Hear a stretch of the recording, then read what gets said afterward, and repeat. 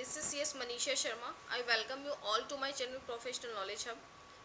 अभी हमें पता है कि एज पर रिसेंट अमेंडमेंट्स जो एनुअल फाइलिंग के फॉर्म्स है, जो MGT 7 हो गया या AOC 4 हो गया, वो आपके V3 पोर्टल पे शिफ्ट हो गए हैं।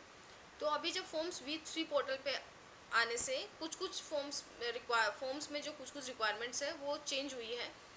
तो आज के इस वीडियो में हम ये देखेंगे कि जब हम MGT 7 V3 पे फाइल करेंगे तो हमें क्या क्या एडिशनल रिक्वायरमेंट्स क्लाइंट से पहले से लेकर रखनी है, जो कि नए फॉर्म में रिक्वायर्ड है। ठीक है, तो नए फॉर्म में क्या क्या चेंजेस हैं जो V2 में नहीं थे, V3 में नए चेंजेस इंट्रोड्यूस करे हैं। तो वो चेंजेस हम MGT 7 जो फॉर्म है उसमें आज देखेंगे, जब V3 में हम फाइल करेंगे कि क्या क्या चीज़ों को हमें ध्यान रखना है। अभी फर्स्ट अगर हम देखें रजिस्ट्रेशन अदर डिटेल्स, इसमें तो कंपनी का registration and other details, CIN number वगैरह है, कौन से ईयर के लिए आप जो एनुअल रिटर्न फाइल कर रहे हो।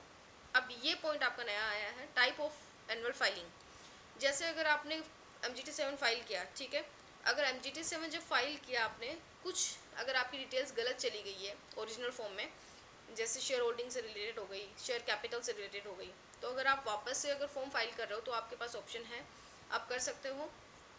अगर आप ओरिजिनल कर रहे हो तो आप ओरिजिनल पे क्लिक करना है, आप रिवाइज कर रहे हो तो आपको रिवाइज पे क्लिक करना है। विद करेक्ट पर्टिकुलर्स अगर आपने गलत फाइल कर दिया तो आप रिवाइज कर सकते हो, लेकिन यहाँ पे क्लिक करना है ना, आपका ओरिजिनल फॉर्म का एसआरएन आपको यहाँ पे डालना है।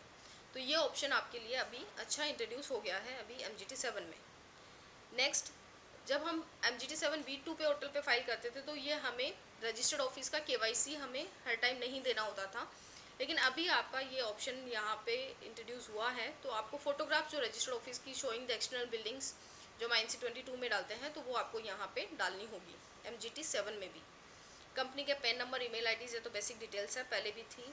इनकॉर्पोरेशन डेट कंपनी की, क्लास ऑफ कंपनी, कंपनी की जो कंपनी का लिस्टिंग स्टेटस लिस्टेड है कि अनलिस्टेड है, का AGM की डिटेल्स, ठीक है, ये सारी बिजनेस एक्टिविटी कंपनी का, holding associates and subsidy companies की details, equity share capital, preference share capital, paid up and authorise share capitals का पूरा डिटेल्स जाएगा यहाँ पे। एंड आपका यहाँ पे डिटेल्स ऑफ आपका ये डिबेंचर्स होल्डर्स का डिटेल्स जाएगा, ठीक है। शेयर होल्डिंग पैटर्न की प्रोमोटर्स के पास कितना है, अदर देन प्रोमोटर्स के पास कितना है, तो ये सब पहले भी था अपने फॉर्म्स में। अभी ये जो नया एक और आ गया कि आपका जो कैटेगरी भी आपको, जैसे आप शेयर होल्डर लिस्ट लगा रहे हो तो आपको बाइफरकेट करके देना पड़ेगा कि कितने फीमेल्स है उसमें, कितने मेल हैं, कितने ट्रांसजेंडर्स हैं और कितने अदर देन इंडिविजुअल्स हैं। तो आप ये पहले ही, आप जो आपकी शेयर होल्डर लिस्ट है उसमें से पहले ही बाइफरकेट करके रखने से ड्यू डेट पे आपको ईजिली आप फॉर्म जल्दी से फाइल कर सकते हैं। आपको अगर आपकी कंपनी में फॉरेन इंस्टीट्यूशनल इन्वेस्टर्स हैं तो उसकी डिटेल भी आपको इस बार देनी पड़ेगी, ठीक है। कंपोजिशन ऑफ बोर्ड, बोर्ड की डिटेल्स आपको जाएगी यहाँ पे, ठीक है। मीटिंग्स की डिटेल जाएगी, बोर्ड मीटिंग्स की डिटेल, या कुछ ऐसी मीटिंग्स जो कोर्ट के ऑर्डर से कन्वीन हुई है। जैसे हम IBC में अगर कंपनी है, कंपनी CIRP में है, तो ड्यूरिंग द CIRP जब COC मीटिंग्स होती है तो उसकी डिटेल्स भी आप इस कॉलम में डाल सकते हो। Attendance of directors, remunerations and remuneration of KMPs, उसकी डिटेल्स आपको डालनी होगी।